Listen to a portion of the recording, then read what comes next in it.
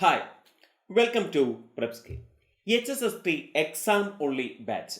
നമ്മൾ HSSTയുടെ exam only batch announce ചെയ്തത് മുതൽ പലവിധ സംശയങ്ങൾ നമ്മുടെ മുന്നിലേക്ക് വരാം. ഈ ഒരു സമയം കൊണ്ട് ഇത്രയും എക്സാമുകൾ നമുക്ക് എഴുതി തീർക്കാൻ സാധിക്കുമോ?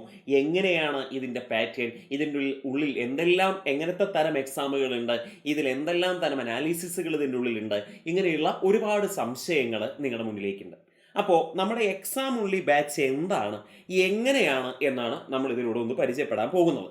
ഇതോടൊപ്പം തന്നെ നിങ്ങളുടെ സബ്ജക്റ്റിൻ്റെ ഒരാഴ്ച നിങ്ങൾ പഠിക്കുന്നത് എങ്ങനെയാണ്, എന്തെല്ലാമാണ് ഒരാഴ്ചത്തെ സ്റ്റഡി പ്ലാൻ, അതുമായി ബന്ധപ്പെട്ട കാര്യങ്ങൾ എന്താ, ഇതുകൂടി നമുക്ക് നോക്കാം. ആദ്യം, എന്താണ് എക്സാം ഓൺലി ബാച്ച്?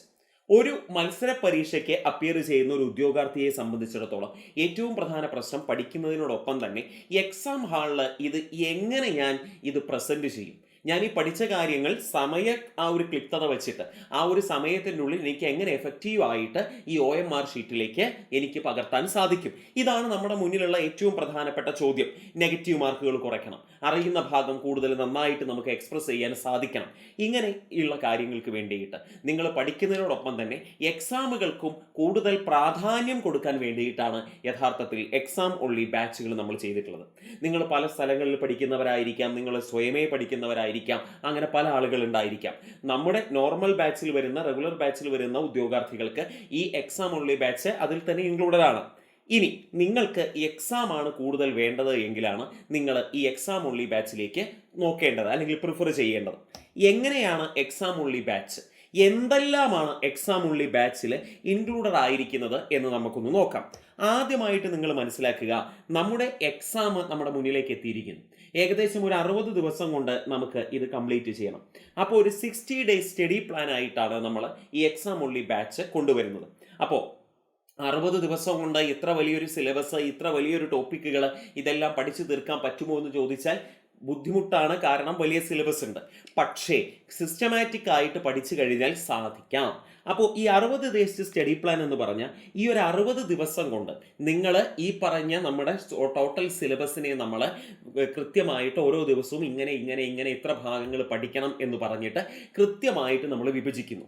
അതിൻ്റെ അടിസ്ഥാനത്തിൽ മുന്നോട്ട് പോയി കഴിഞ്ഞാൽ ഈ 60 ദിവസം കൊണ്ട് നമുക്ക് ഈ സിലബസിലെ എക്സാമുകൾ എഴുതി തീർക്കാൻ സാധിക്കും എന്ന് തന്നെ ഉറപ്പിക്കുക. അപ്പോൾ 60 ദിവസം കൊണ്ട് ഇത് നമുക്ക് കംപ്ലീറ്റ് ചെയ്യണം.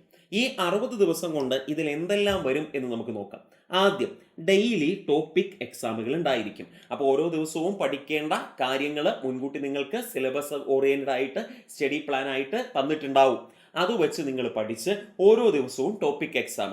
ഈ ടോപ്പിക് എക്സാം എന്ന് പറയുമ്പോൾ അന്നത്തെ സബ്ജക്റ്റും, അതായത് ഒരു ദിവസം തന്നത് എന്താണോ അതായിരിക്കാം. അതിൽ സബ്ജക്റ്റ് ഉണ്ടാവാം, ചിലപ്പോൾ സബ്ജക്റ്റും അതോടൊപ്പം ജനറൽ പാർട്ടും ഉണ്ടാകാം. രണ്ടും മിക്സ് ചെയ്തിട്ടും വരാം. കാരണം എന്താണെന്ന് വെച്ചാൽ നിങ്ങൾ മനസ്സിലാക്കണം, 60 ദിവസം കൊണ്ട് നിങ്ങളുടെ ഈ വലിയ സിലബസ് കവർ ചെയ്യണം. അപ്പോൾ കുറച്ച് സ്പീഡിൽ കുറച്ച് കൂടുതൽ കാര്യങ്ങൾ ഉണ്ടായിരിക്കും. അപ്പോൾ സബ്ജക്റ്റും ജനറൽ പാർട്ടും ഒരു 50 മാർക്കിൻ്റെ എക്സാം ആയിരിക്കും ഡെയിലി ടോപ്പിക് എക്സാമുകളിൽ ഉണ്ടായിരിക്കുക. 50 മാർക്കിൻ്റെ ഈ 50 മാർക്കിൻ്റെ എക്സാം നിങ്ങൾ അറ്റൻഡ് ചെയ്യുമ്പോൾ അതോടൊപ്പം ആ ഒരു ക്വസ്റ്റ്യൻ്റെ എക്സ്പ്ലനേഷനുകളും നിങ്ങൾക്ക് ലഭ്യമാകും. അപ്പോൾ ഡെയിലി ടോപ്പിക് എക്സാമുകൾ ഉണ്ടാവും, അതൊരു സബ്ജക്റ്റ് ഉണ്ടാവും, ജനറൽ പാർട്ട് ഉണ്ടാവും. ഇതൊരു 50 മാർക്കിൻ്റെ എക്സാം ആയിട്ടായിരിക്കും നടക്കുന്നത്. മിനിമം 50 ആണ്, ചിലപ്പോൾ അത് കുറച്ച് കഴിയുമ്പോൾ കൂടും, നമ്മൾ കൂട്ടാറുമുണ്ട്. അത് പിന്നീട് നോക്കാം. അപ്പോൾ ഇതാണ് ടോപ്പിക് എക്സാമിൻ്റെ കാര്യം. അതിൽ ഓരോന്നിലും നമുക്ക് എക്സ്പ്ലനേഷനുകളും അവൈലബിൾ ആണ് എന്ന് മനസ്സിലാക്കുന്നു. അതോടൊപ്പം അടുത്തതായിട്ട് നിങ്ങൾ നോക്കൂ, ഇതോടൊപ്പം ഓരോ ആഴ്ചയും റിവിഷൻ എക്സാമുകൾ ഉണ്ടായിരിക്കും. ആ ആഴ്ച പഠിച്ച ടോട്ടൽ കാര്യങ്ങളെ റിവൈസ് ചെയ്യുന്ന റിവിഷൻ എക്സാം, 100 മാർക്കിൻ്റെ റിവിഷൻ എക്സാമുകളായിരിക്കും ഉണ്ടായിരിക്കുക. അപ്പോൾ ആ 100 മാർക്കിൻ്റെ റിവിഷൻ എക്സാമും അതോടൊപ്പം അതിൻ്റെ എക്സ്പ്ലനേഷനുകളും നിങ്ങൾക്ക് ലഭ്യമാകും എന്നുള്ളത് ഓർമ്മയിൽ നിങ്ങൾ വെക്കുന്നു. ശരി, അപ്പോൾ നിങ്ങളൊന്ന് ആലോചിച്ച് നോക്കൂ, ഒരാഴ്ചയിൽ 6 ദിവസം. അപ്പോൾ 6 ദിവസം ഓരോ ടോപ്പിക് എക്സാമുകൾ വെച്ചിട്ട് നിങ്ങൾ 6 × 50, നിങ്ങൾ അവിടെ 300 ചോദ്യങ്ങൾ പരിചയപ്പെട്ടു. ഒരു റിവിഷൻ എക്സാം, അപ്പോൾ നോക്കൂ, നിങ്ങൾ അപ്പോൾ 400 ചോദ്യങ്ങൾ ഏറ്റവും ചുരുങ്ങിയത് ഒരാഴ്ച പരിചയപ്പെട്ടു. അതോടൊപ്പം ചില ആഴ്ചകളിൽ മോഡൽ എക്സാമുകളും കൂടി വരുമ്പോൾ 400 പ്ലസ് വീണ്ടും ഒരു 100, 500 ചോദ്യങ്ങളും അതിൻ്റെ ആൻസറുകളും അതിൻ്റെ എക്സ്പ്ലനേഷനുകളും അനുബന്ധ വസ്തുതകളും നിങ്ങളുടെ പരിചയത്തിലേക്ക് വരുന്നു. അപ്പോൾ എത്രത്തോളം ചോദ്യങ്ങൾ നിങ്ങൾ പരിചയപ്പെടും. ഈ ചോദ്യങ്ങൾ അല്ലെങ്കിൽ കാര്യങ്ങൾ എന്ന് പറയുമ്പോൾ ഓർക്കണം, PSCയുടെ മാറിയ പുതിയ പരീക്ഷാ ചോദ്യങ്ങളുടെ പാറ്റേൺ നിങ്ങൾക്കറിയാം. സ്റ്റേറ്റ്മെന്റ് ടൈപ്പ് ചോദ്യങ്ങൾ വരുന്നുണ്ട്. അതേ രീതിയിൽ തന്നെയുള്ള ചോദ്യങ്ങളെയാണ് നിങ്ങൾ പ്രതീക്ഷിക്കേണ്ടത് നമ്മുടെ എക്സാം ബാച്ചുകളിൽ. ഇനി അതോടൊപ്പം മോഡൽ എക്സാമുകളും പ്രീവിയസ് ഇയർ എക്സാമുകളും ഉണ്ടാവും. മോഡൽ എക്സാം എന്ന് പറയുമ്പോൾ നിങ്ങൾക്കറിയാം, ഒരു നോർമൽ എക്സാമിൻ്റെ, ഒരു PSC എക്സാമിൻ്റെ അതേ മാതൃകയിലുള്ള 100 ചോദ്യങ്ങൾ. അതോടൊപ്പം ആ 100 ചോദ്യങ്ങളിൽ നിങ്ങൾക്കറിയാം, നിങ്ങൾക്കത് അറ്റൻഡ് ചെയ്യുമ്പോൾ അതിൻ്റെ എക്സ്പ്ലനേഷനും ലഭിക്കും. അപ്പം കൃത്യമായിട്ട് ഒരു മത്സര പരീക്ഷ നിങ്ങൾ ആ എക്സാം ഹാളിൽ പോയി എഴുതുന്ന അതേ മാതൃകയിലാണ് നിങ്ങൾ ഈ മോഡൽ എക്സാമിനെ സമീപിക്കുന്നത്. അങ്ങനെ എഴുതുമ്പോൾ നിങ്ങൾ നോക്കൂ, 100 ചോദ്യങ്ങൾ, ആ കൃത്യമായ ടൈം മാനേജ്മെൻറ്റ് നിങ്ങൾക്ക് കിട്ടും. കാരണം ഈ ഒരു സമയത്തിൻ്റെ ഉള്ളിൽ നമുക്ക് ഇത്ര ചോദ്യങ്ങൾ, നിങ്ങൾക്കറിയാം നമ്മുടെ ചോദ്യങ്ങൾ വരുമ്പോൾ അത് സ്റ്റേറ്റ്മെൻറ്റും കൂടി ആവുന്ന സമയത്ത് നമുക്ക് ടൈം കൺസ്യൂമിംഗ് ആണ്. അപ്പം നമുക്ക് ടൈം മാനേജ്മെൻറ്റ് ഫലപ്രദമായി ഉപയോഗിക്കാൻ സാധിച്ചെങ്കിൽ മാത്രമേ നമുക്ക് ആ മത്സര പരീക്ഷയിൽ യഥാർത്ഥത്തിൽ വിജയിക്കാനും ഉയർന്ന റാങ്കിലേക്ക് എത്താനും സാധിക്കൂ.